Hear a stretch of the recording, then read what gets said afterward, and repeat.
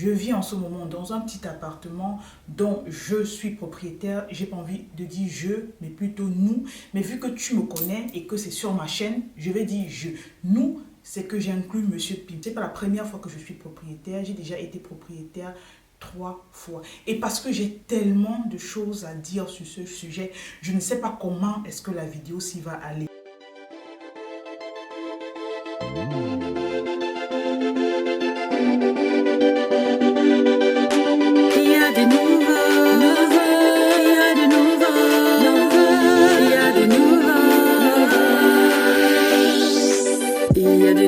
Chez la Pim, bienvenue pour un nouveau bavardage, bavardage, bavardage.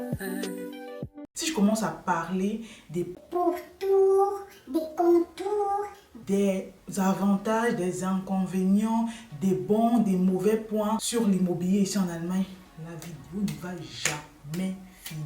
Parce que c'est un thème que je traîne avec moi depuis 5 ans, pour ne pas dire 5 ans et demi d'années d'expérience d'achat de maison à mon dos. Donc je connais vraiment presque tous les rouages, les montées, les descendus, les petits hicks, les trucs à éviter, les trucs à ne pas éviter. Et parce que je sais que je n'ai pas envie de faire la vidéo aussi longue et parce que je sais qu'il y a certains points que je ne pourrais pas bien expliquer, je vais faire un live sur ma page Instagram où je vais inviter Monsieur Pim. En audio, il sera présent, mais pas visuellement, vous avez l'habitude. Donc, je vais essayer de causer avec lui, je vais essayer de lui draguer. Normalement, il devait être dans cette vidéo. C'est juste que la drague n'a pas bien marché. Donc, je me retrouve seule. Et je vais vous donner un peu mon expérience, tout ce que je connais par rapport au thème immobilier, plus précisément achat de maison ici en Allemagne. Comme on dit souvent dans le jargon camerounais, on va commencer par le commencement. En 2012, on s'est rencontrés, on s'est aimés, on s'est fiancés, on s'est mariés.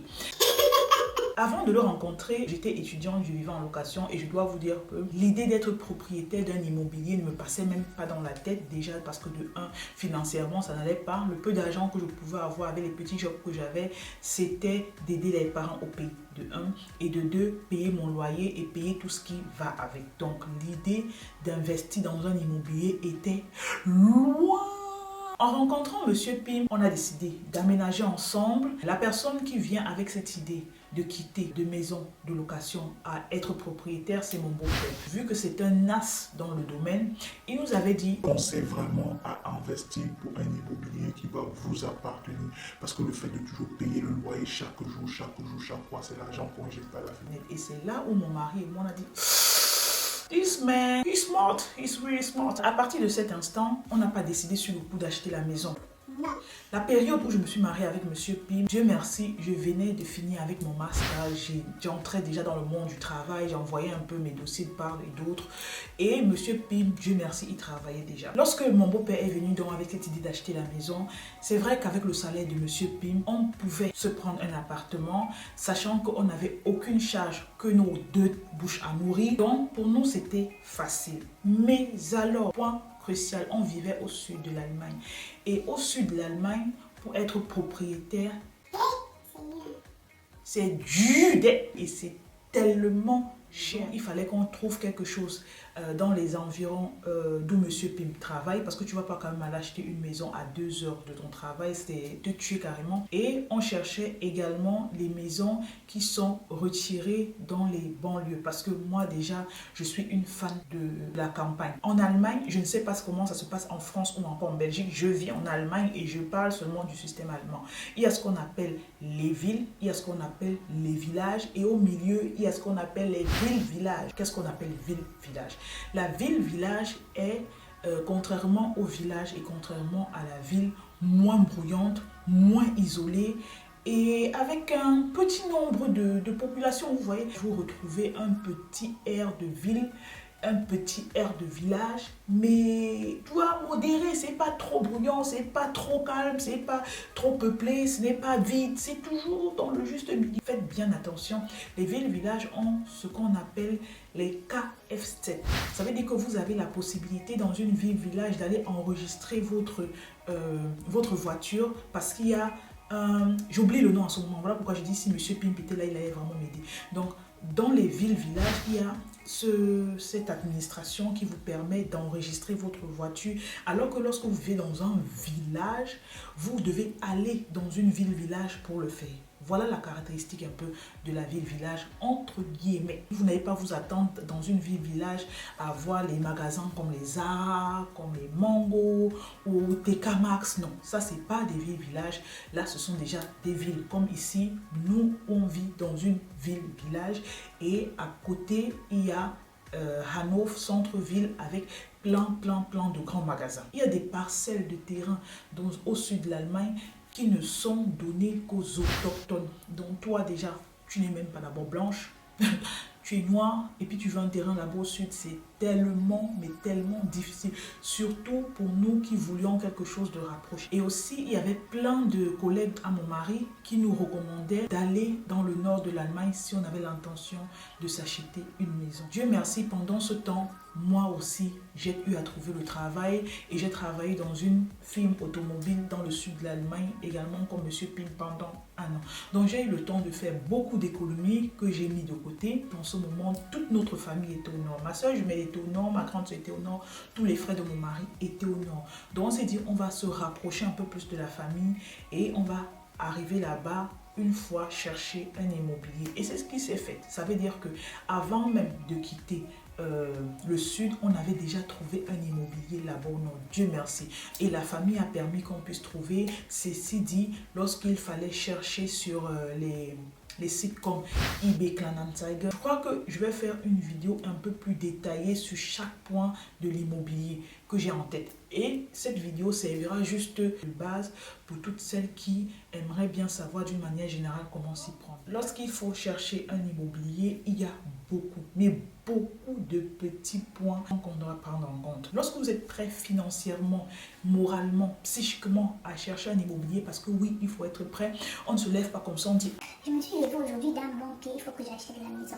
J'attendais l'appel de ma mère là, pour acheter la maison. non. Comme j'ai toujours dit, l'achat d'une maison, c'est un peu comme acquérir un nouveau bébé.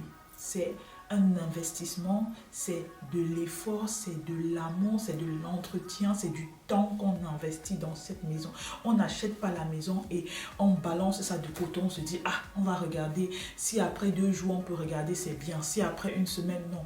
Vous devez, comme tout enfant, l'entretenir, l'aimer, le chouchouter, toujours passer, regarder, est-ce que tout va bien, est-ce qu'il n'y a pas peut-être l'humidité quelque part, est-ce qu'il n'y a pas une fissure quelque part, est-ce que les fenêtres aussi ne sont pas brisées, il y a tel poignet. Vous devez toujours être au petit soin lorsqu'il s'agit de l'immobilier et y mettre votre temps, parce que c'est un investissement que vous voulez après soit remettre à vos enfants, et en remettant à vos enfants, vous n'allez pas quand même remettre le vrac à vos enfants, non, vous devez remettre ça à vos enfants comme héritage, et d'un autre côté, vous devez peut-être vendre, et s'il faut revendre, vous devez encore doubler d'efforts pour que la maison ait un peu plus de double en valeur, quoi. Vous voyez ce que je veux dire. Bref, on va entrer encore dans ce thème-là. C'est encore un autre thème compliqué. Lorsque vous avez trouvé une maison et que vous voulez aller à la banque, il va falloir que vous déterminiez votre budget. En ce moment, Monsieur Pimp, il travaillait. Moi, j'avais plein d'économies dans une banque. C'était un peu plus facile pour nous de nous prendre une maison adaptée à notre budget. C'était autant plus facile parce qu'on était quitté du sud pour le nord et qu'au nord de l'Allemagne, les maisons sont bien, mais bien moins chères par rapport aux maisons du sud. Une anecdote, il y a le chef de la firme de mon mari où il travaillait, qui lui vivant au sud et allait extra acheter sa maison au nord parce qu'il ne trouvait pas une maison assez moins cher au sud. C'est un peu difficile de voir un Allemand qui a ce qu'on appelle un Gästezimmer, une maison pour amis, parce que c'est pas trop dans leurs idées que quelqu'un va venir mettre autant de temps. C'est toujours les Ausländer, c'est toujours les étrangers, les Russes, les Turcs, les Africains qui prennent toujours des maisons avec les 4 chambres, voire 100 chambres. Question. Dans la famille, vous savez, c'est dans notre sang. On se dit toujours que on ne sait jamais, il peut avoir une funéraille, il peut avoir un deuil, quelqu'un vient t'assister, tes beaux-parents peuvent venir, parce que tes beaux-parents sont là, il y a les cousins qui viennent encore squatter. Donc du coup, tu dois avoir quelque chose de grand, tu dois avoir beaucoup de pièces. Et c'est sur cette base On est allé, lorsque vous avez choisi votre maison, vous partez maintenant à la banque et la première chose qu'on vous demande, c'est d'apporter un eigencapital. Dieu merci, comme je vous ai dit, je travaillais avant, on avait déjà bien amassé l'argent. Donc notre eigencapital, on a donné en prenant de ce que j'avais épargné. La banque a commencé à estimer un peu nos dépenses. Vu que M. Pimp était quitté du sud au nord, Dieu merci, son salaire avait augmenté. La banque a commencé à regarder, ok, quelles sont tes entrées, quelles sont tes sorties, est-ce qu'il y a encore un reste, à combien s'élève le reste. Une fois qu'on a calculé et qu'on connaît quel reste tu as après avoir soustrait le tout, on peut te dire, ok, cette maison, tu peux la prendre ou pas. Dieu merci, tout passait, tout allait bien, donc on a pu se prendre la maison. Voilà comment j'ai été propriétaire pour la première fois à 30 ans. C'est dans cet immobilier que Diane est née, que le mariage s'est renforcé. Dans cet immobilier que j'ai vécu pour la toute première fois mes aventures en termes d'achat de maison, parce qu'il s'est passé un truc merdique que je ne souhaite à personne. Mais ça, je vais parler dans une autre vidéo. Voilà la raison pour laquelle je suis obligée d'arrêter cette vidéo. Je vous fais des gros, des énormes, des big, des immenses bisous. Prenez soin de vous. Et comme je vous ai dit, la deuxième partie d'un achat d'immobilier se fera le dimanche prochain. Ciao!